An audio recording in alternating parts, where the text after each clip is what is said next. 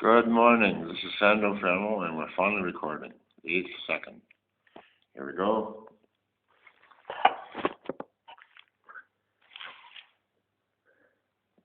April 15th, 2009, Wednesday. Rise Stereo 3. La Segna Stampa. That means the newspapers. There's no one here. Everything went on charging towards a bleak substitution of foregone conclusions, with that docile aggression that is the beckoning and perturbing lesson. And that is that this perpetual mental, emotional feedback smells of a putrid cerebral lack towards that eternal lie and unspeakable drive that incorporates a perplexing modernity to deny our aggravated identity, with that perpetual locomotive human touch that is deciphering its own sense of the plentiful trust we have in systematic disorder, while the flea-bitten rag is smothering again an unknown small soldier.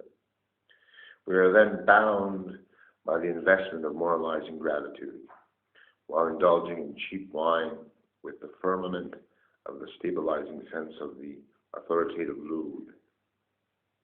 The watchdog, then, of the attributive state of normality then makes our dire hope of belonging more receptive of often the irregularity of our daily perspective.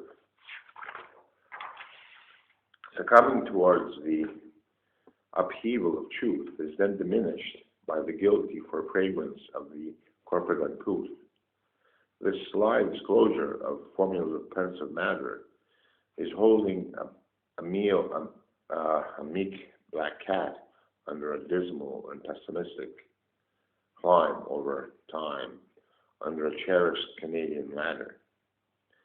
The innocence involved then in analytical conservatism is then correlated with a logistical sense of treasure, of treason, with often the tension of a leftist comprehension that understands the impious beckoning of St. Pius with that cordial recall of a governmental stall that was then soothed by the angry tint of a pacifistic desire that lit again the kindred of hope within our dire social mire. The heavenly repose of which we begot illegitimate foes was then well concealed within what the farmer did yield, and that is the correct involvement of a formal replenishment that is meshed with anger and restraint towards those who, before the eye of messianic perturbment, do faint, but often after the immediacy of a stagnant resilience over the courteous cryptic chitter-chatter of a chitty-chitty bang-bang and a chirpy slaughter.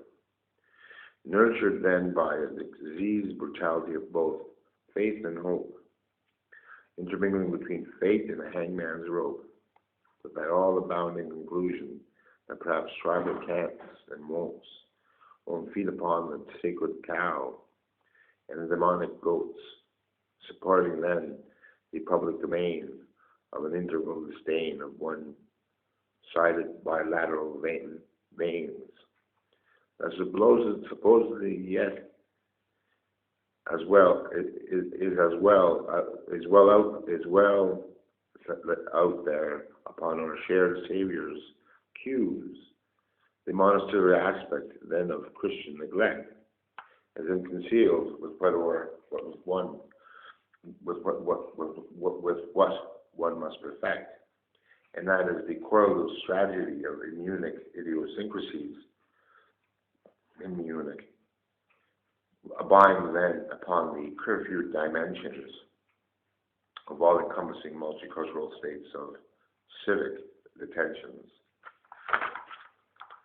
Canadian stuff. The religious supplement April 23rd, 2009.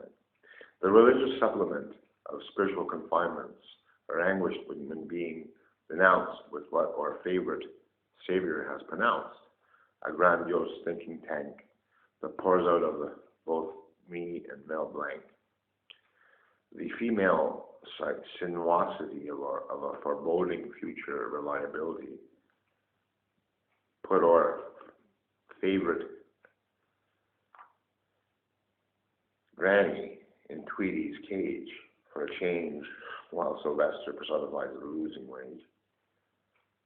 The sensibility of nonsensical attributes are the underground's favorite routes towards the paths of moralizing specification, while the security of adequate personifications are as well part of a shared dream that is somewhat surgically installed within its analytical skill and scheme.